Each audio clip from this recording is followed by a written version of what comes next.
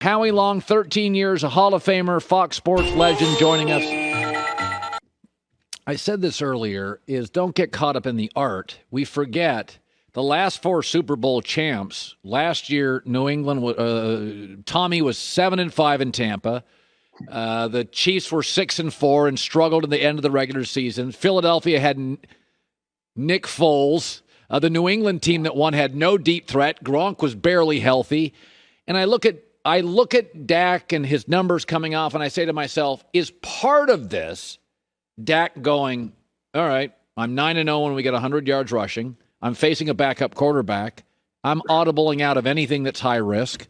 This is winning the most games, playing it safe offensively. And so our reaction is, this is ugly. That's not dynamic. And I'm like, you know what? January football is not that dynamic. It's not. I mean, or am I being too positive for the Cowboys? No, I think, look no further than the Patriots. How many ugly Super Bowls have they won? They've won Super Bowls by 2, 3, 4, 5 points and in the final moments. I think part of the issue is, one, Dak was coming back from an injury. And again, I'm not sure if he's fully 100%. He says he's healthy, but I don't know if that's the case. They're certainly not stretching the field now, but both running backs have been, particularly Zeke has been beat up. And Pollard gives them a burst, but, Zeke gives them that between the tackle kind of presence. And I think it's a great changeup. And yesterday they had that. And when the run game works, and, I know you talked about it earlier in the show, and I talked about it yesterday, they're undefeated when they rush for over 100 yards. And I think you look at the dynamic wide receivers and you say, why aren't we throwing the ball all over the yard?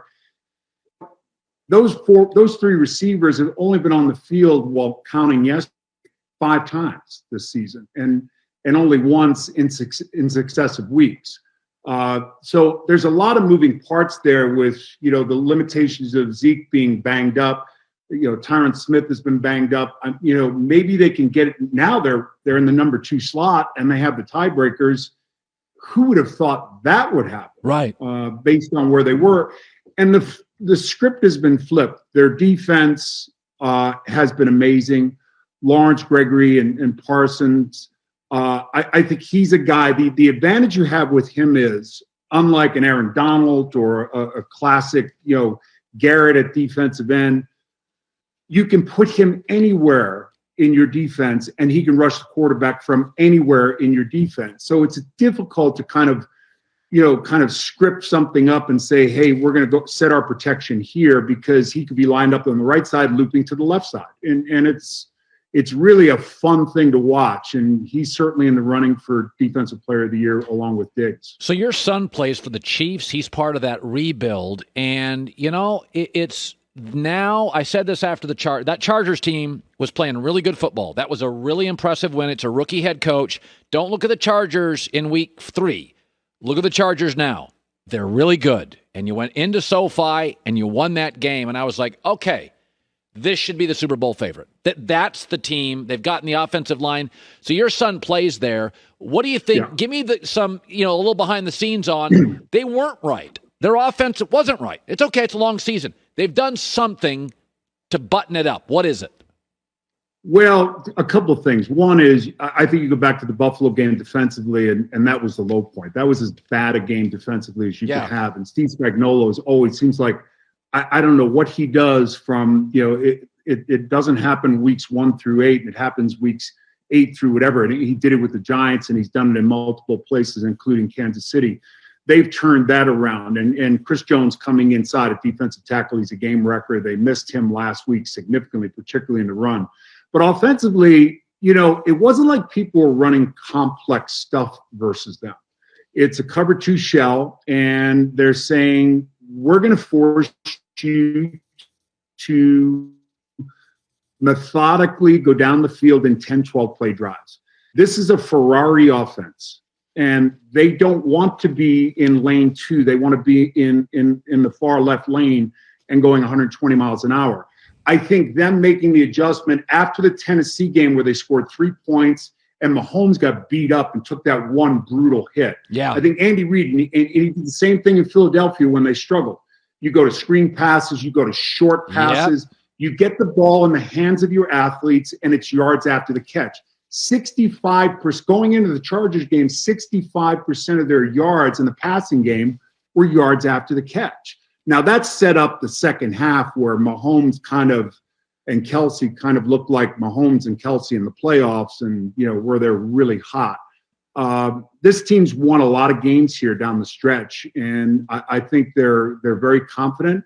You rebuild your entire offensive line. That's not only challenging on the field, but it's challenging from a communication standpoint, from a chemistry standpoint, and I think they've done a great job up there.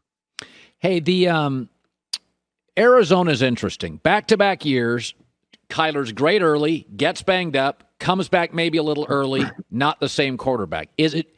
And let's be honest, his mobility is a huge component to his game. Should we worry? Sure. You tell me, should we worry, or is this just your usual 2 or 3 game slide that almost every team has? Well, one is I think their offensive line's been banged up. And 2, they ran into Aaron Donald last week, and with a bad offensive line, in terms of people being injured.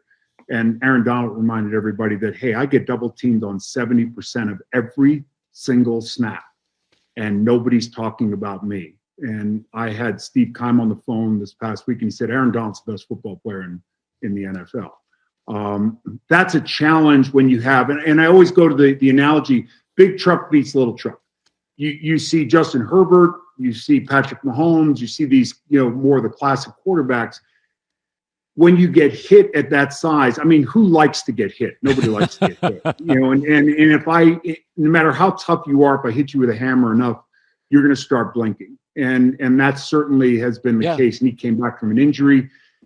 The concern that I have is twofold. One is you go back to the Green Bay game. They go on what would have been a season-defining drive, and it's over 90 yards. And on the final play, they're going to run a fade to A.J. Green. A.J. Green thinks it's a run. Yeah. That cost them the Green Bay game and cost them a tie with Green Bay for home field advantage. And then I go back to the Rams game at the end of the game, and I say, why does everyone on the field think you're spiking the ball but you? Now, to me, that's inexcusable for you in a 2-minute offense. Everyone, you do it all the time. You hammer it down. It's the details. And then I go to the Detroit game. Now, Detroit's like Rocky. They're the southpaw that nobody wants to fight because they're game and they've got a big left hook, and you just can't kill them. And Detroit played that way, and Arizona wasn't prepared. Listen, they were shorthanded. The offensive line's banged up. But there's more than enough talent for them to go on the road and secure a game like that in Detroit with games versus you've got Indy and you've got Dallas next. So not only forget about home field advantage, now you start worrying about the division and the seeding. Yeah. All right, Howie.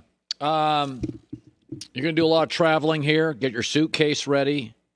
How about it? A lot of that. So I don't have to do that stuff. You are now getting close to hanging out with Glazer at the hotel bar. You just get ready for that stuff. You know what? That's hydrated. God's way. That's God's way of balancing things out. It can only be so good. Hey, happy holidays to you guys. Have a really great week. All right, Howie Long. By the way, he sent me a Christmas card. He's got big kids and beautiful women in the family. The Howie Long family. That's great.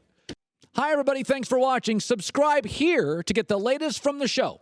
Also, be sure to check out more of the best clips from The Herd or go watch a few segments from other shows on FS1.